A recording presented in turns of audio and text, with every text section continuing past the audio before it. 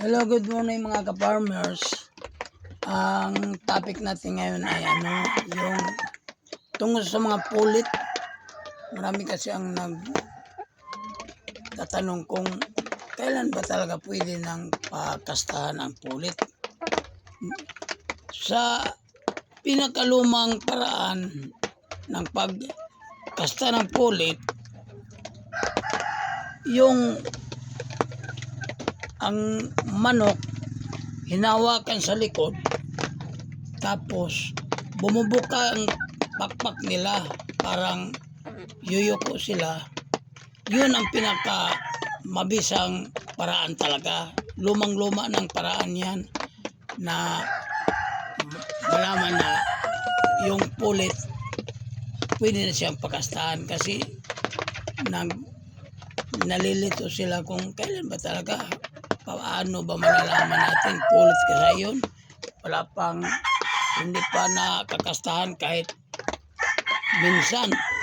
Tapos baka daw kung paano ang pulit, sayang daw, baka mamatay.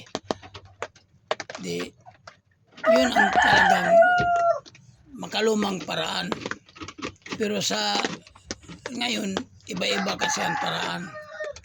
Ako ang ginagamit ko noon, hindi ko pa alam ito. Pinag-aralan ko paano ba malalaman talaga ang pulit. Di minsan nag-eksperimento ako. Yung puwitan nila, pag pulit, medyo magkadikit yung yung sa puwit nila na anong tawag niyan? Pitso ba yan? Basta magkadikit sila. Isang daliri mo lang ang isusukat doon, parang mahirap na ngang ipasok doon sa magkabilang sa pitso at sa may likuran. Hindi na kakasya. So inobserbahan ko paano ba talaga, hanggang sa araw-araw ko hinawakan yun. Mga ilang araw, yung sa tingin ko parang pwede nitong pakasahan. Kinabukasan, medyo bumuka ng kunti yung sa pitso niya. Bumuka ng kunti. Hanggang sa abot ng 4 na araw, 2 darili ko na ang nagkasya doon sa may puwitan.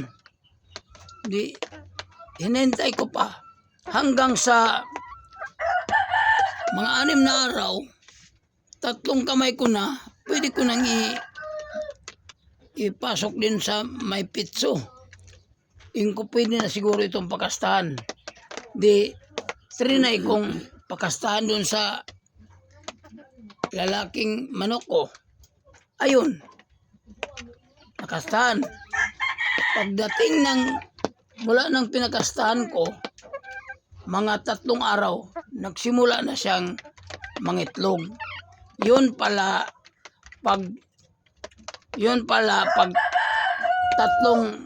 kamay na may pasok mo sa may puwitan, yun pala malapit na sila mangitlog. Pwede mo na silang pakastahan. Yun ang na-obserbahan ko based sa experience ko. So ngayon mga farmers, kuhanin naman natin yung isang inahin ko po na si Tilaok mga farmers para pakastahan natin.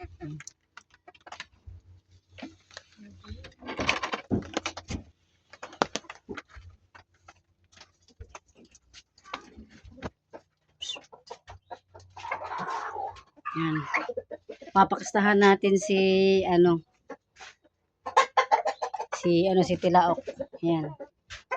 Bubuksan natin si Bitay.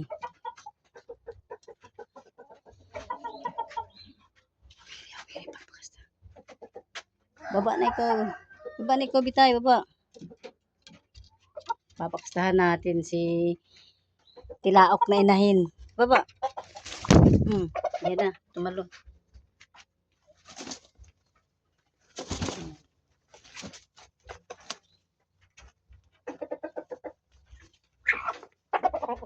So, bitawan mo na yan dyan para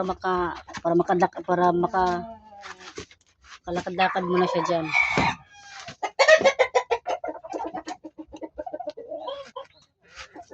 Ganyan yun si,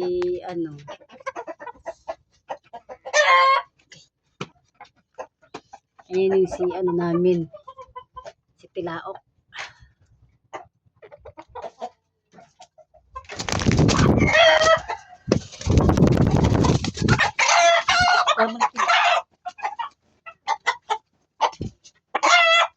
Ayan na, kinastahan ulit. Ayan na, galing mo na. Ayan. So, ito na yun si Tilaok, mga farmers. Tumatalon kanina eh. Ayan na. Isara na to.